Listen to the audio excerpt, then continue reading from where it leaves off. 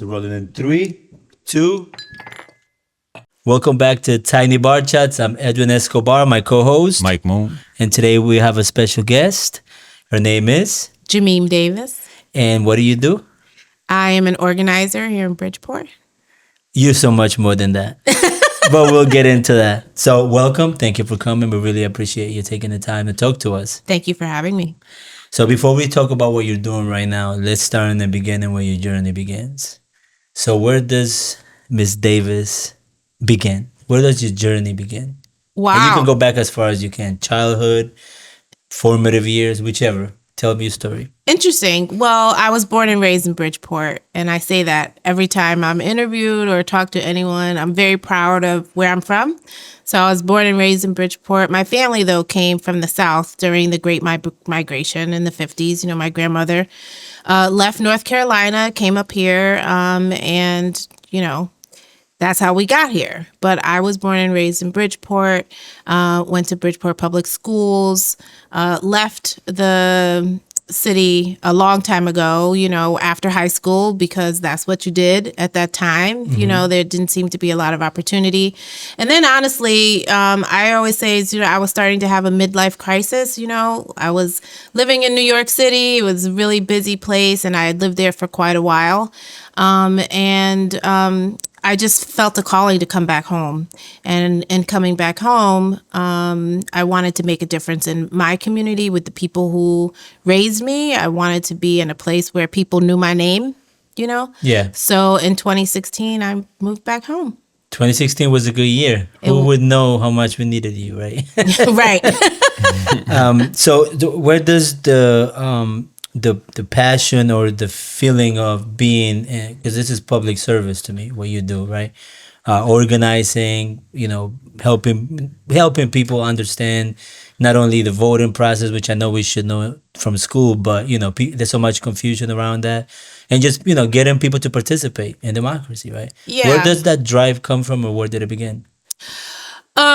You know, there are a couple reasons I think why I do what I do, but I remember two early experiences when I was in high school. I graduated from Colby Cathedral, and Father Whistle was the principal back then, and he would always start and end the day with this phrasing, work hard and be nice. And I always carried it with me. I always, throughout high school, I always tried to figure out exactly, like, what does that mean to work hard and be nice? And, you know, with that in mind, we also had a civics class that I was really keyed into when I was in high school. And we had to go out into the community. In order to get your high school diploma, you had to do, like, volunteer work. And I remember that experience, right? So I remember those experiences and it really stuck with me. And then as I became an adult, you know, Bridgeport can be a hard place, and my family certainly struggled. And there were lots of people in my family who were struggling. And I had an uncle who was dealing with AIDS, and I also had an aunt. And I remember at that time, I was really just like coming of age, 20, 21 years old. And I thought to myself, like, what can I do in their honor? Like, what can I do? And it started me on a path of volunteering. So I had moved to Philadelphia, and in the 90s, you know, AIDS was really ravaging the country. And I linked up with an organization that was, they had a program called the Buddy Program, where you would basically just be a mentor or a friend, really a friend to someone who was dealing with AIDS, HIV/AIDS. And so I did that.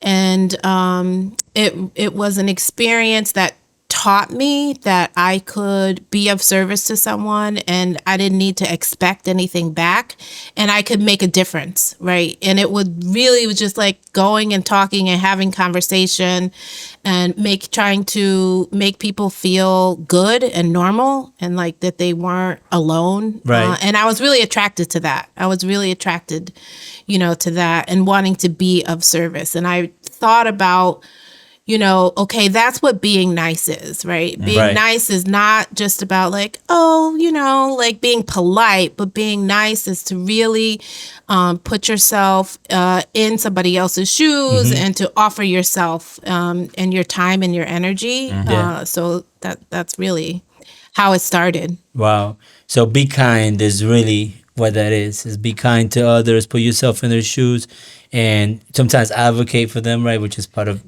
what you're doing Right. in every facet. So 2016, you returned to home. You came back home, right? Yeah. Did you know what you were going to be doing, or did you just come back with an open mind? No, I had no idea. I had no idea what it really meant for me to want to come back and help the community. Now, I know that I've always had particular interests, right? So I've always been interested in politics, always been interested in community service, because when I started volunteering many years ago, the organization was called Action AIDS. I progressed and I had volunteered with, women returning from prison. And then I had volunteered on, knocking doors and political campaigns and things like that. So those interests were there, along with the talents that I naturally had. And talents and skills that I acquired. I went to Pratt Institute, so I'm creative. I'm an artist. I got a film degree, and I knew that somehow I wanted to merge all of those things, all of those interests. Yes. And so in 2016, the election was happening. The presidential election was happening. We had just really come off these amazing years with Barack Obama, and I wanted to be involved. And so when I came to Bridgeport, or on my way back to Bridgeport, I started just Googling, what's going on? Democrats. I was trying to find things, and I really couldn't find anything. I couldn't find anything about the Democratic Party or Black Democrats. I was trying all these things, and long story short, I found that there was this meeting happening downtown Main Street, and it was the organization Bridgeport Generation Now. It really was just a group. Right. So this was before the birth. This is before the, my co-director, her name is Callie. She had just really started this group. And I was like, I'm going to go to that meeting. The guy who owned my building, because I was renting an apartment downtown, he was like, oh yeah, you should link up with them. And I was like, okay, I'll see. Yeah. And at the same time, I was asking my family, my mom, my aunt, my cousins, what is where are people in Bridgeport? Because they had moved to North Carolina. Oh. And they were like, call Ed Gomes and call Marilyn Moore, because they knew them. They were all friends with them. Okay. And I was like, okay. So I emailed Senator Moore's office. I was like, hi, I think you may know my family. And I will never forget it, because her assistant emailed me back and was like, oh, we're going to be at Miss Thelma's on this Wednesday. And that meeting with Bridgeport Generation Now was also on that Wednesday, within an hour of each other. Perfect. And I was like, okay, that's what I'm doing on this Wednesday night. And I went and, saw the senator, both senators. So Senator Ed Gomes was there, Senator Moore was there, and then I walked across the street to Bridgeport Generation Now. And the rest is history. Wow. So I had no idea that as soon as you moved, it was the birth of the organization. And as co-director, so just for anybody who's not familiar, what is the mission of the organization? Bridgeport Generation Now. I just loved saying this, right? Yeah. Number one, we are a community organization, which is resident-led, women-led organization, and we are really committed to increasing civic engagement in ourselves. So we're a member-based organization in ourselves and in our communities, and it's so that we can build the just, equitable, democratic, and livable city that we know is possible here in Bridgeport. And to do that, we must take on dismantling systemic corruption and systemic racism that exists here, because those are the root causes of a lot of the problems that we have. Yeah. And so we have a big mission, but we also have big commitment, we have big heart, and we have big love for the city. And we know that that kind of energy is what is going to move us forward. Yeah, and I know that your commitment, your organization's commitment is not, it's just talk. You actually have taken some fellas to court. Yes. You want to share some about that? So what I'll say is that once we started, right? So we started with like community members researching issues, trying to figure out, okay, what is going on? What do we actually care about in Bridgeport as the people, right? As residents. So we started like researching, and people kept saying like this absentee ballot problem, like that was one of them. You know, funding for education was another. And we, from our own like kind of like internal research, we started going to city council meetings, like showing up and like really looking and see what's going on. Then we started going to tabling at events. So, you know, I was born, when I was born, I was raised in Beardsley Terrace.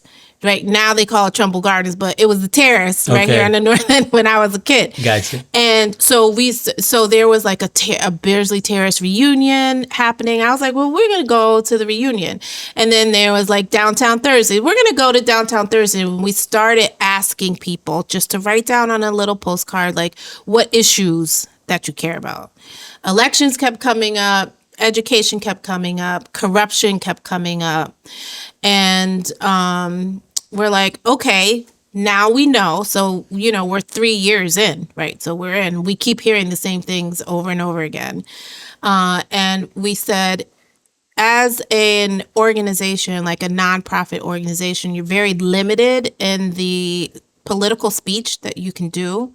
So then how are we going to actually affect the change if we have a muzzle on us? Like, we can't do that.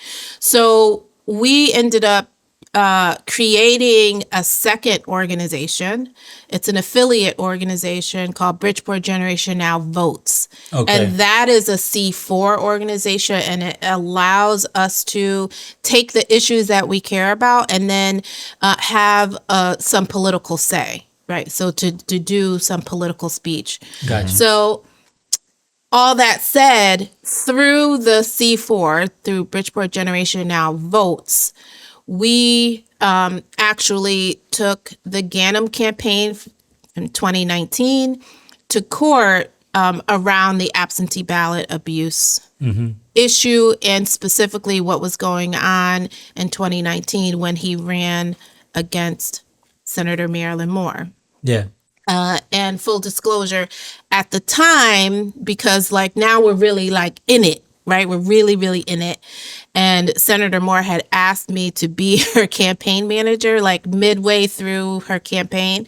So I had, like, we started like this work we were doing with the C4, and I became the president of that organization. And then I quickly like took a leave of absence because I can't work on her campaign and work at the organization. So I take a leave of absence. I'm managing her political campaign for mayor, and Callie was left at Gen Now and Gen Now Votes. And when the whole scandal around Marilyn Moore's that election happening, where she won at the polls and then lost with absentee ballots, same thing that happened with John Gomes. Everyone was scrambling about what to do. We were getting so many reports from the campaign side about this thing happening, this thing happening, this thing happening. Separately, Gen Now Votes was doing its own canvassing and was finding all this evidence. And Hertz Media, which is Connecticut Post, they did an investigation. Long story short, Votes ended up helping 3 residents file a lawsuit against the Ganim campaign, and we exposed a lot of the issues that are going on with the absentee ballot problem that we have. Right. Now, that lawsuit did not result in the overturning of the election, because at the time, on the laws on the books didn't allow for residents to bring a lawsuit and be an aggrieved party. Right? You can only be a candidate and do that. And Senator Moore never joined that lawsuit, so she was not a part of that, which means that campaign wasn't a part of it. But what happened was the judge said there is so much evidence, like wrongdoing, that the state of Connecticut really needs to go back in and look at this and change some laws around the absentee ballot process. Right. So, yeah. Did that change to empower citizens to bring complaints on, or no? Yes. So, long story short, the Legal Defense Fund of the National NAACP had launched campaigns around the country to pass voting rights acts in each state, because the 1965 Voting Rights Act had been gutted by the United States Supreme Court. So, as part of the Connecticut Voting Rights Act, which passed two years ago now, voters, regular residents, can be aggrieved and can now sue. So if we brought that same lawsuit now, we would probably have been able to get the election overturned and Right. things like that. But that is a direct result. Like, our advocacy and the work we did around getting that law passed with the Legal Defense Fund and these other coalition, statewide coalitions, is really important work and part of the work we do in Hartford. Yeah, and it's just fair to say that even though it's taken some time, we're starting to see some arrest and indictments that Yeah. started with that snowball effect of even though you weren't able to overturn that, right?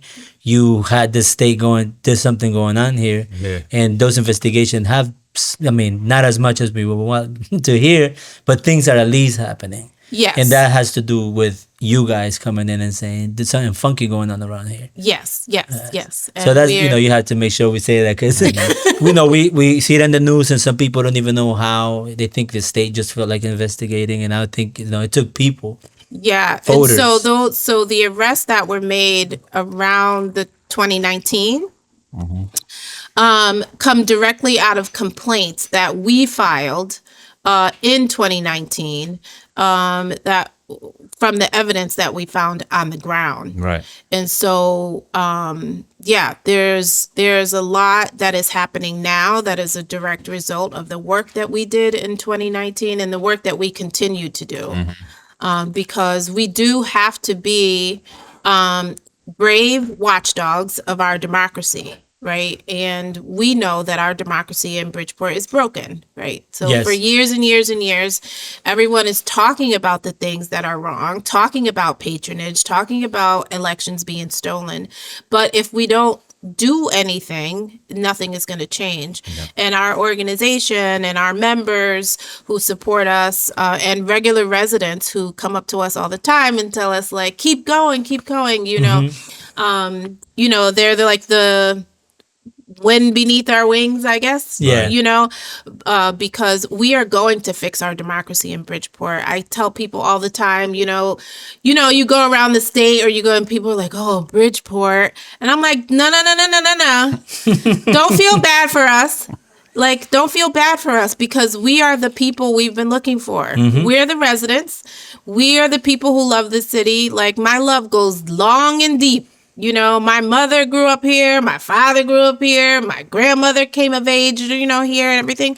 Like, we're doing what we need to do. We just need you all to support us. Yeah, and participating. Right. So I know the message that I got from you guys is which is one of the main things, is you have to participate, because one of the not the only way, but one of the impactful ways that we can really expose if someone's cheating or just using nefarious tactics is to participate.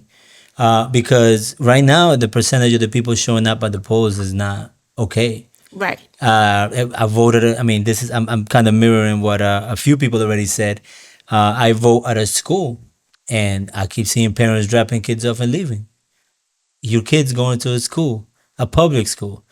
You don't want to vote. Right. So that's like crazy. Me, I'm a immigrant, so those privileges of participating, I don't take them for granted.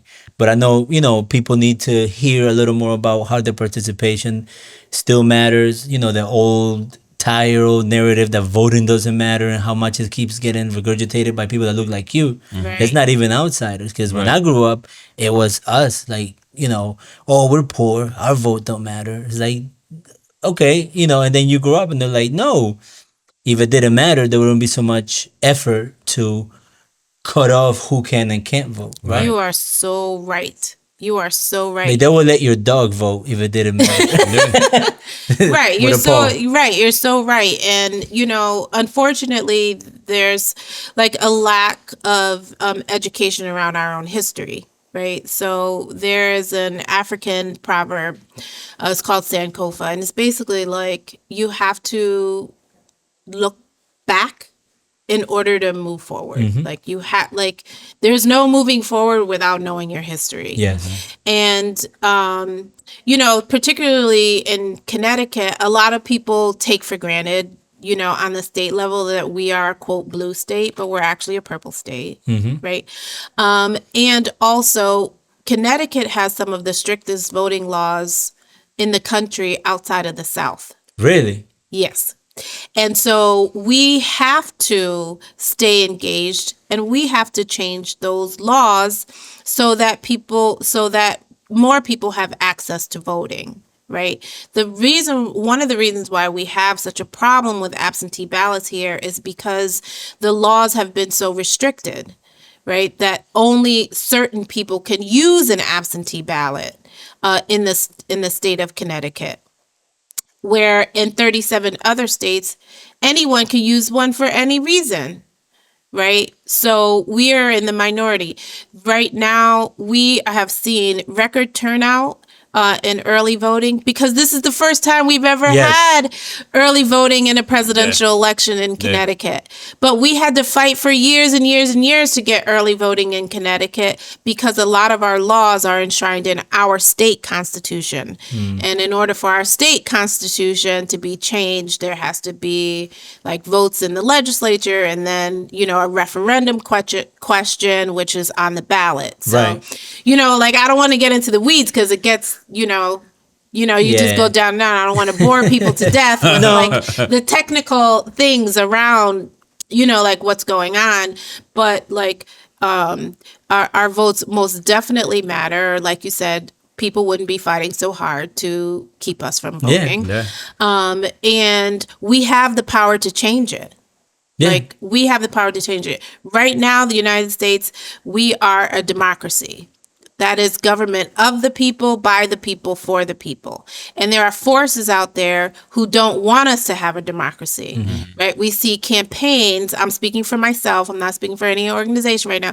We see the Trump campaign and those around him trying to turn our democracy into a fascist state, right? And have a dictator as our, leader, right? That is a very real threat to our way of life and the way that we govern ourselves. Yeah. And so, it is so important that we pay attention and that we do everything that we can to uphold our democracy, because otherwise Trump can say one day, if he becomes president again, that he wants to round up all the blacks. Yeah. He wants to round up all the immigrants and he Yeah. wants to deport them.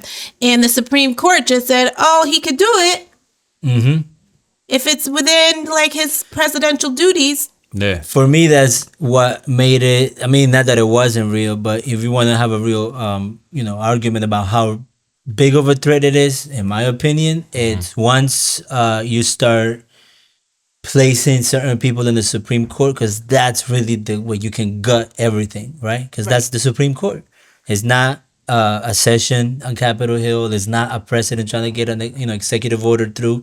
It's the Supreme Court. They're supposed to interpret Yeah. what The is laws law that and order, right? Yeah. And that's when it's like if you understand history, if you look back, not thousands of years, I'm talking like this century with that Yeah. century, that's how it started. It was all a lot of internal gutting, and then finally when they felt like able to say certain, I mean, this guy's already saying everything. Yeah, anyway, he said everything that he's yeah, gonna do. yeah, He but said everything. it's very real. It's not impossible, and we're not immune to it. Listen, most people don't even know or understand that it has only been 50 years in this country, 50 years only, that a woman could open her own bank account. That's 50 years. There are That's people alive. 50 years. That's my whole life. That's my whole life. Now I'm telling myself, right? Telling my age. But that's my whole life. That's it. That's crazy. That's not a long time. It's not a long time. That's a Not at snap. all. The Voting Rights Act that protected vulnerable communities, that was passed, the last one was passed in 1965. I wasn't yet born, but come on now, like Yeah. 1965? But there are people alive right now. Of course, they're From only that 60 time. years old. Yeah. They're Yeah, only- I'm one of them. Right. My aunt I think, imagine. was born in 65, right? So come on. Yeah. Yeah. Like, so we really have to be good stewards of our democracy, right? And we can't leave it to anyone else. Nobody else is coming to save us. If there's any message for the country that Bridgeport knows for sure, is that nobody is coming to Yeah, save you. they are not. Right? Nobody's coming to save you. You have to do it yourself. Yeah. You Yeah. have to do it yourself. Yeah. Because I'm waiting for some federal department to come and clean up Bridgeport was like at one point was like, yeah, that's the only hope and that's what's gonna happen. Not happening. Like it gotta come from within. Right. Yeah. If we don't push it and we are not loud, we don't use our voices, they'll never come. Yeah. Right. But if we keep at it, if we keep pushing, if we're, Yeah. then they have no choice. And that's part of the beauty of the country, the good parts of the Constitution is, we don't want the federal government all over you all the time. Right. But you do have to make noise. You have to be heard because the majority wins. So if enough people make noise, then they have no choice but to do their job, which is protect democracy. Right. So the federal government is not some entity off unto itself. Government in our democracy is of the people, by the people, for the people. We control the levers of power for all of it, Yeah. All the way to the top. all the way to the top. So we just have to just keep fighting and keep going. Yeah. So outside of the nonprofits, are you did production? You said you graduated from film. Did you pursue that at all, or you just got away from it after? No, I did for a little while. So yeah, I got a film degree from Pratt Institute, and for a little while I did work in documentaries. I still love documentaries. I still watch them as much as possible. But when I graduated from that, I got that film degree like early 2000s. And it was very hard to take care of myself. So I needed to, I was living in New York City. I had gone to this art school and I was like, yeah, art films and all that stuff, but that don't pay the bills. Yeah. And my dad went to Pratt. Yeah. Oh, really? Yeah. He's an illustrator. Yeah. So it doesn't pay the bills. And I had actually started at Pratt in the architecture department. And I had to choose because they didn't let you have like a double major. I had to choose between like architecture and film, and I chose film. And it was great. And I worked on some documentaries I'm proud of, like back in the day. I did an internship at Sex and the City, season 4. Cool. But I just couldn't make ends meet. And it was becoming unbearable. And I was like, okay, I need a job. I need a job. And so I worked in retail for a while. I worked in retail for a long time until I moved back home to Bridgeport, actually. Yeah. Oh, wow. So you're also, if I'm saying it right, you're a delegate, right? Democratic Party delegate? Yes. All right. Tell us about that and how you came to be. How it came to be. So in 2008 and 2012, those were 2007, I think, was the convention when Barack Obama was running for president. I wanted to go to the convention, and I didn't know anything about delegates or anything like that, but I knew the public can go, right? So I went to the conventions just as a regular person. And it was amazing because you can go to like the caucus meetings. So the Democratic Party, they have like a women's caucus, they have a black caucus, they have the Latino caucus, they have all these, and you can attend all of those meetings. And then all the speeches and things, like to get into the arena, you had to be a delegate or you had to get a pass. Like I didn't know anything about any of that. Right. So, it was very limited when I went, but I got a pass one time. Like I got a pass. This state senator in New York had given me a pass to go into the arena one night. So fast forward, I am in Bridgeport. I'm doing all of this work. I'm a lifelong Democrat. And a friend of mine was like, Gemeem, you should be a delegate this year. And I was like, I was going to go to the convention anyway, because I was just used to going as a regular person. So I filled out the application again, which I didn't know what it was about. It was really just a pledge. Like if I'm chosen as a delegate, I pledge to vote for Biden, And so I did that, like, I think in January. And then by April, I got an email saying that there was a caucus, like, for our congressional district, and I had to go to this meeting, and they vote you in. Oh. And I was like, like, I don't know who's gonna vote me in. Right. I was like, but the stars were aligned because I went to that caucus and I did win a seat. So I had women in our district, in our congressional district, who got behind me and voted for me and told their friends to vote for me.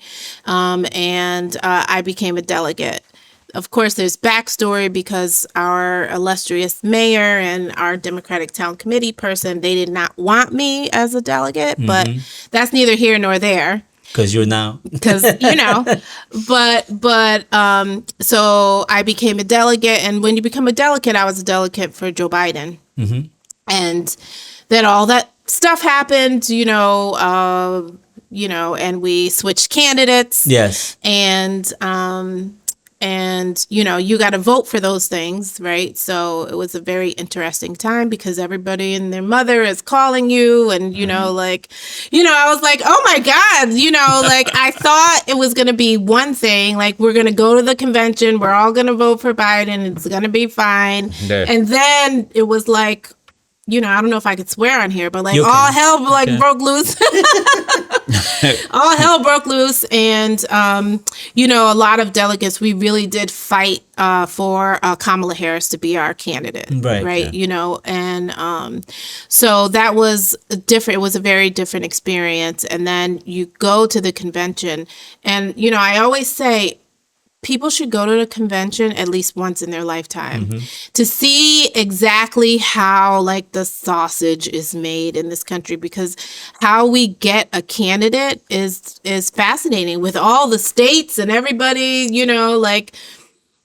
they're weighing in on, and then, you go to these caucus meetings and they're talking about issues. Yeah. I don't know what the Republicans do, but certainly, Black folks in the Black caucus were talking about things relevant to Black people, and the women's caucus, and you have all the, I'm a political geek, right? So the people that are there, to me, I'm like, oh my God, Elizabeth Warren. Like some people are like, who's that? Wow. I mean, I gotta I reason have that a one. question for you, being a delegate. Yes. How do you feel about the Electoral College? Do you think we need it? No, we don't. I think that the Electoral College is something that we need to do away with. I think it is actually a detriment to our democracy at this point. We shouldn't live in a country where someone could win the popular vote by millions and millions and 1000000s of people, and then they're still not the president of the United States, because we are still operating on an electoral college, and all of that. We can't, I don't know enough to get into like heavy conversation around it, but that is like some old racist Yeah, it is. Southern strategy, Yeah, to right. keep Southern states, with a certain amount of power. And that is like, we are well beyond that. And I think that that's one of the things that if Democrats win, not just the presidency, but if we win the House and the Senate, and we can control the levers of government, there's Yeah. a lot of reforms that we need to do to shore up our democracy. And there's always 50,000 ways to do it, but I think getting rid of the Electoral College is certainly one of them. And I know that there are campaigns there's a campaign called the National Popular Vote, where people have been advocating on a state by state level to switch to a national popular vote. And that work is long and hard, and has been going on for a while, but it certainly needs to be changed. But it's being worked on. So It is being yeah. worked on. Okay. Yeah, I don't know enough. I mean, it's it's this confusion of math and but, Yeah, I don't but understand popular. I it mean, at the end of the either, day, it should be the majority. Yeah. It should be the majority, but the way that it is now is that it is not, and each state is allotted a certain number of electoral votes. And they don't represent the population in an equitable way. Well, they don't represent the population in that, like, some states are more important than others because they have more electoral votes Yeah. than other. It's just not a democratic way Right. of doing It's not a things. direct democracy. It's not. Right. It's Vote. not it's not a democratic way to do it. Yeah. Yeah, I mean that's a big conversation, and I mean there's so many leftovers from times that, again, going back to kind of gatekeeping who gets to vote and why does that vote, what kind of weight the vote has, right? So it does. I mean, anything that was done pre 1940s, 1930s, I mean even 1960s, Yeah. the efforts were probably not in the best interest of anybody who wasn't a white man, Right. Right. right? I mean that's the reality. That's why New Hampshire has so many delegates. How many Right. delegates they must have? I don't know how many delegates they. They got a lot. For real, New Hampshire. Yeah, I think New There's like Hampshire 12 has- people. Right? Electoral. You're talking about electoral votes Electoral or votes, yeah. delegates? Yeah. So this is gonna be a class now. No. I'm like, don't test me. no, I'm not. Don't test I'm me. not Don't trying test to test. me. I'm not trying to test. Like the electoral votes. I'm just curious because when you watch an election and you see somebody get millions and millions of votes, and then they say, well, he lost the electoral college in New Hampshire, so he has to win. And I'm like, well, he's got 300 million votes. What are you Yeah. talking about? Yeah, that's Right. that's right. crazy. Yeah. Right. So I'm sure I'm not the only one. That's, no, you're not the only one, and there is an effort to change the way we do our presidential elections. But each state has to ratify that. Like each state has Yeah. to vote to change that, because I believe that that's a constitutional change, and it takes an enormous effort for something like that to happen. So, but I think it's something that people are becoming more aware of, and that people really want to see change in order to make sure that our democracy can withstand like the test of time. Yeah. So we're gonna take a small break, and we're gonna come right back and keep Okay. talking. We'll be back. This episode is sponsored by Soul Food Sundays, the home of the creatives. Mobile registration services of Connecticut. Located at 40 Fairfield Avenue, right downtown Bridgeport. Exhibit B Agency. Designing bold futures for bold brands. Visuals and sounds. Audiovisual solutions for businesses and events. All right, we're back. And now Hello. we're talking to Gemeem Davis about all things democracy, pretty much, right? Yeah. So, besides, being involved in, empowering people to participate and keep this democracy alive, what else do you take, what else is a passion for you? What else do you do? What do you like doing when you're not doing the good work? I love to travel. That's one of my favorites. I love to travel. I got the traveling bug when I was in my 20s. First place I ever went to, like, when you don't have a lot of money, you're young, you want to go somewhere, you don't have a lot of money, was Cancun. Hey. Yeah, that's always somebody either there or the Bahamas. Right, Like, there, that or the Bahamas. So That's better than Miami. Everybody go to Miami. Everybody goes to Miami. Okay. yeah. $60 a plate. Yeah. So no, actually, if you broke, don't go to Miami. Right, don't go to Miami. Miami's But one giant insane asylum. Yes, yeah, but yeah, I like to travel. I think traveling informs you about humans and behavior. Like you find out how many things we have in common, but then you also learn about cultures, food. I love food. You know Yeah. that. Yeah. And I think it makes you a better human. I mean, I bet you have I do terrible know you intentions. love food. We did that video for Listen, shout out to Wait. Paul from Grill 2 because Yeah. when we did a commercial, Yeah. she got you're the one that got me into that with Color for Bridgeport. Shout out to Color for Bridgeport.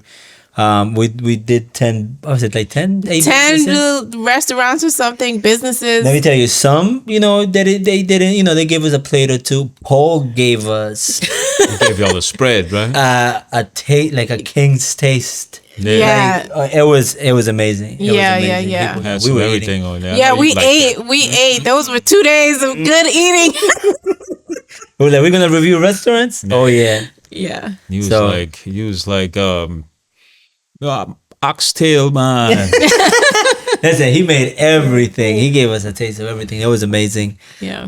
So yeah, no, I think traveling, which go hands in hand with food and trying different things, I think it makes you a better human, Yeah. more sympathetic, but it also makes you feel how alike we all are, right? Yeah. Right. All the things that we want, what makes people happy. Everybody got their own quirks and all that, but I love traveling too. That's a great thing. I'm lucky enough that I have a career that involves traveling a lot before the babies. Obviously I was doing a lot more traveling, but now I travel when I can't sleep into losing my mind. No. So besides traveling, is there anything else that you have, any hobbies or anything that maybe someone doesn't know about, like Someone doesn't maybe know you go about. axe throwing, maybe you go to the range. Extra.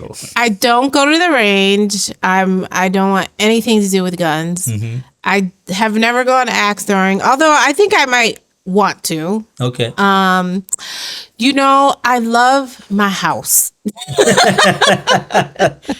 It's so funny because, a lot of what I do, I'm with people all the time. I'm with the, community. I'm like speaking here. I'm doing this. I'm out all the time.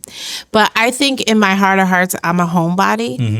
And I like to be home, and I like to do things in my home. So I bought this house 2021, I think. was I when I bought remember the house. you Right. telling me. Yeah. I bought this house, and I bought the house on the south end, and it's in the area of Bridgeport that is called Little Liberia, which was an area that was settled by free Black women pre-Civil War.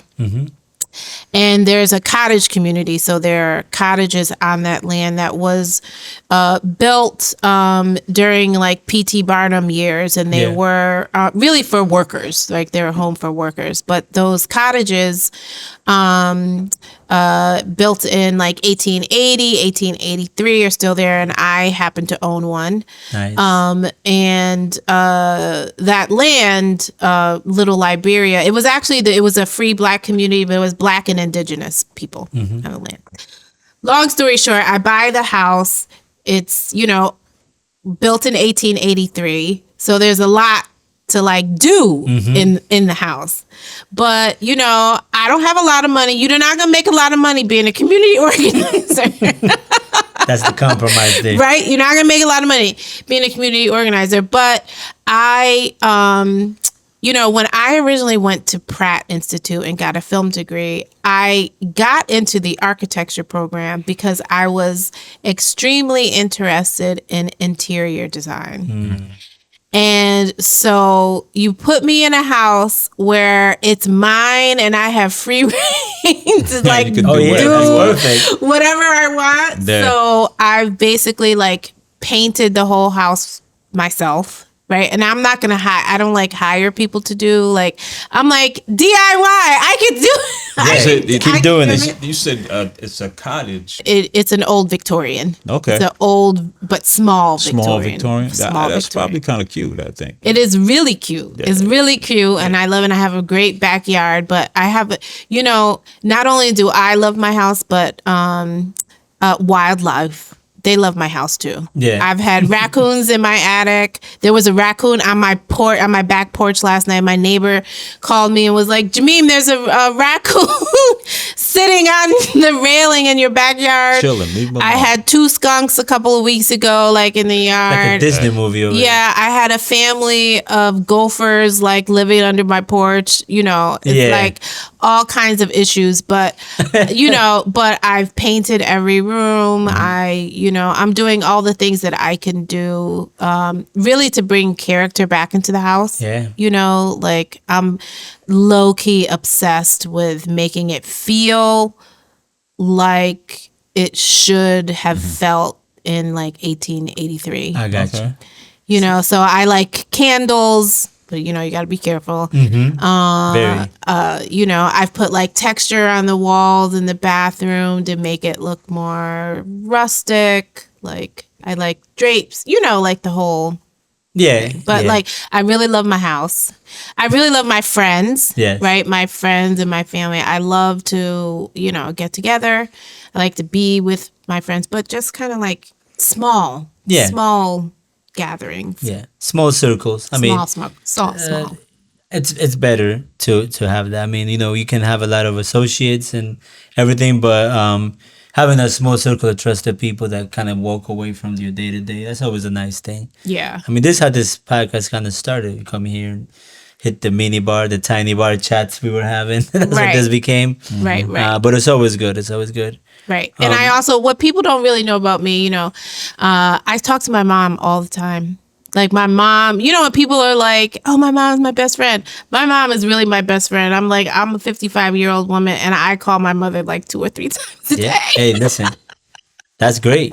That's a good thing. Some people don't talk to the parents. Right. And not for like good reasons. It's just like distance and Yeah. the whole going on your own and just hi, everything okay? Every once a month maybe. Right. But that's important. Yeah. That's important. I know that's a big drive for you. Yeah. Making her proud and I think that's a great thing. So Yeah. shout out to that. Shout out to my mom. Yes. Well, she sacrificed so much.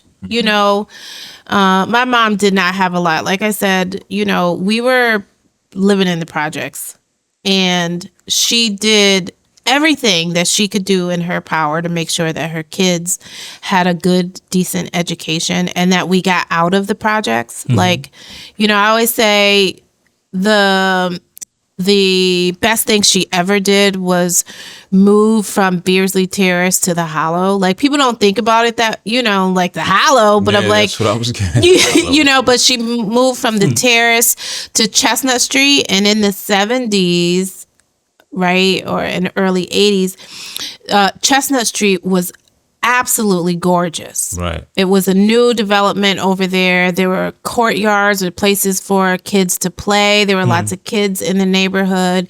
There was this beautiful weeping willow tree over there that me and some kids, like, it's very vivid in our memory. Like, we would swing off the tree. It was like green space. It was open. It was really great. And I think that decision that she made to move there and basically triple the amount of rent that she had to pay was something that let me and my brothers know that there is a possibility.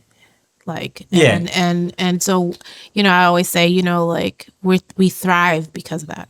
Yeah, Wall Bombs was around the corner. Wall Bombs was around the corner. Like, I used to run to Wall Bombs. Run. She'd send me to the store. I had to run to, Wall Bombs. Yeah, there's a school Carvel was now. there where that smoke shop is. Oh yeah, right. Carvel was there. So but the King Walk is a number 2. Has been there for ages, right? But remember King Cole's? No. I think, wasn't it King Cole's? Listen, I might be telling on myself, but I think before it was Wall Bombs, it was like King Cole's, or Okay. maybe it was But I came after. here I'm not sure. In '96, Right. so it was already Wall Bombs. So it must have been King Cole's, and then Wow. it changed to Wall Bombs. Wow. We used to walk from there, Chestnut Street. We used to walk from there to Fairfield.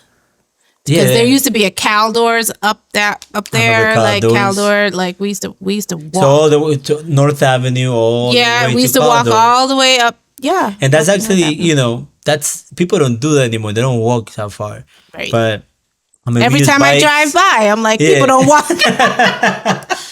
Yeah, but so there's a school where there used to be also some apartments, right? In the area of Chestnut. Yes, and that's the school I went to. So on North Avenue, it used to be Webster School. Okay.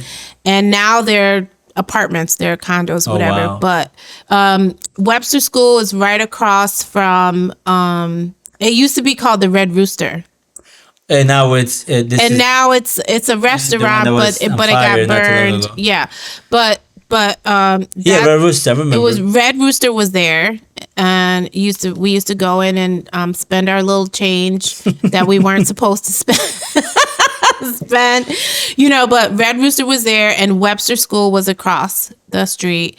And Webster School, my favorite teacher, Miss Garamella, was my favorite teacher growing up. She was in that school, 3rd grade, and they used to have 2 entrances. They had an entrance for boys and an entrance for girls. Really? But by the time I was there, everyone was going into the same entrance. But I always remember being so perplexed looking up on the building, on the side of the building. And I was like, girls? Only girls can go? Wow. I mean, Bridgeport has changed Yeah, Bridgeport has throughout. changed. I mean, I like being hopeful for the future too. Instead of like, don't feel bad for us, help us get it done. Right. And then there's a lot of potential, but I think people are a little more awake now about the possibilities. I mean, time, it will obviously tell, but time is also on our side because some people are gonna have to, pass and leave vacant positions that need not to be long life positions. Right. So right. Well, I think the good news is that we are building in Bridgeport like a bench of people who are about it and who are conscious of what is going on here and want to make a difference. And so we just need to just keep growing that community. Yeah. Right. We just need to keep nurturing young people, and even, you know, older people, because you can come on board anytime. Yeah. Right. You know, we say Bridgeport Generation Now, and people are always like, oh, is that for young people? And they, you know, because I have this baby face, they think I'm young. and you know, and Callie, you know, we look young. And when we say, you know, Callie has 3 children and I'm 50, you know, like, but now means now. Yeah. But it's never too late. Right. It's never too late. Now is the time. Now At is the any time. age. At any age. And I think nurturing that talent, you know, we have this pilot program that we're running at Bridgeport Generation Now, right now, where we have 3 young fellows who are learning how to be community organizers, right? It's a year-long program. And we just have to keep doing that. We have to keep welcoming people in. We have to keep nurturing. We have to keep educating ourselves and educating our communities, and the answers will come from us. Yes. Right? They don't have to necessarily come from me. It could come from someone else, and we just have to be there to support one another as we do the work. Well, we thank you guys for your work, because we have children. Now I have children, so like I really want things to work, because it's my community too. Like, you know, even though I came here from another country and everything, but I've been. But that's not an even though. That's not an even Right. though. This is your community. That's true. Yeah. You live I here. came of age. I own here. Take taxes here. You live here, Yeah. right? You're invested here. You Yes. live here. You have your family here. You own property here. You run a small business here. Like this, there's no. We have if. a podcast here. You have a podcast here. You have, you know, like. So, before we go, is there any message that you want to leave the viewer with? Anything that you want them to know, understand, and take home? I don't know when this episode is coming out, but what I want everyone to do is to go vote. But go vote. And the reason why I'm saying that, I want to say this. Like, we fight for so many issues in Bridgeport on the local level, right? So we, after George Floyd was murdered, there was thousands of people out in the streets, and people really wanted to see, you know, police reform, right? So there were people out, you know, we're like, we gotta change policies. We go every year to city council and we say, we need more money for education. Our kids aren't being educated. We say, we've got to end this corruption. We've got to, you know, and what I want people to know is that on the federal level, the Project 2025, which is a very extreme, radical, right-wing agenda, they basically are trying to take us back to a time where women didn't have equal rights, and most certainly Black people and people of color. And they really want to gut all the things that we care about. So Project 2025 would give police officers immunity to beat the shit out of us without consequence. At all. Right? Project 2025 proposes that we do away with the Department of Education. That's insane. It's insane. Yeah. Right? We've already seen women's rights and access to health care severely limited.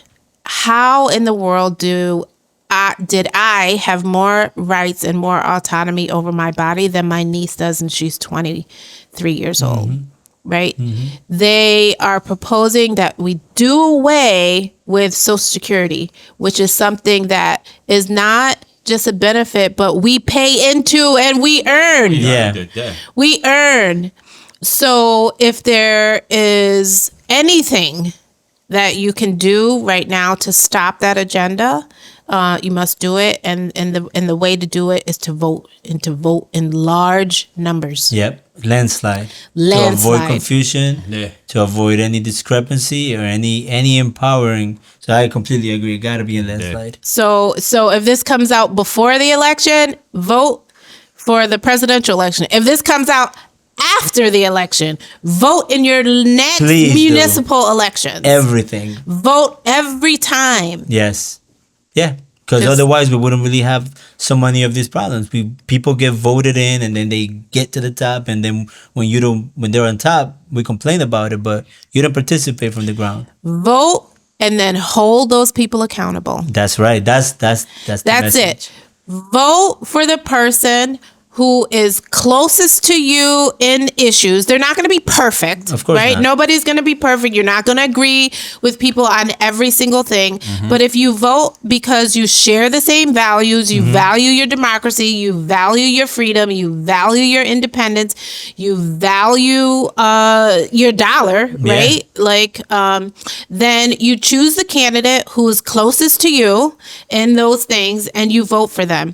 Once they're in office, then you remind them of why you voted for them and what you expect from them. Yep. And then if they don't do what it is that they say they're going to do, or they or their values change, or whatever it may be, and then we choose again. Yep. That is what democracy is about. It's not winner take all. It's not like one and done. It is a continuous participation in our civic life, right? So it doesn't end. It's not a never one and ends. done. It It's a doesn't lifetime end. commitment. It's a lifetime commitment. So vote. And that's what we leave it with. Participate or evaporate. That's how we leave you. Done. Thank you. Thank you.